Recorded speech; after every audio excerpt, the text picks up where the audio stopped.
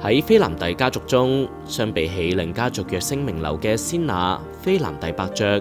公眾更熟知嘅可能係與孫中山先生交情深厚，並創辦咗鏡海松報嘅法蘭西斯科菲南帝。菲南帝喺1863年2月喺澳門出世，係典型嘅澳門土生葡人家庭。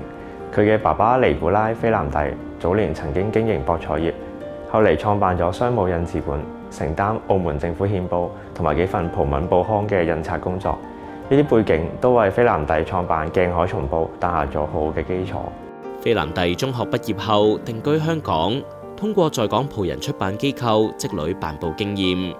憑藉精通英、漢、葡三語，於香港最高法院秘書部門擔任翻譯員，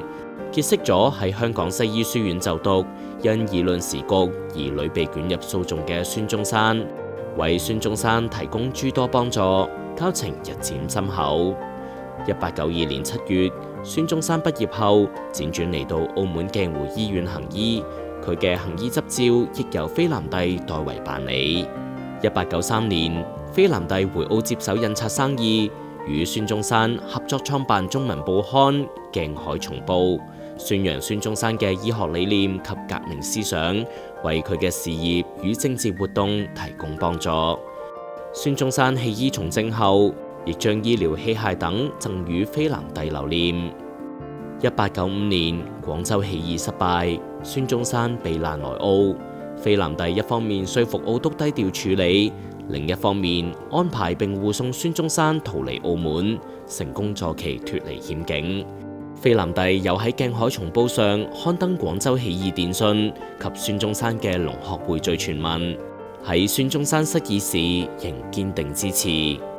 1912年，孫中山再度回到澳門，兩人時隔18年方才重逢。在澳耕耘多年嘅菲南帝已係澳門議事公局議員，孫中山則繼續為革命奔走。1921年，孫中山出任非常大總統，曾邀請菲南帝擔任顧問，菲南帝以年事已高婉拒。1923年，菲南帝逝世，葬於澳門聖美基墳場。政府後來亦以佢嘅名字命名菲南帝街，以表彰其功績。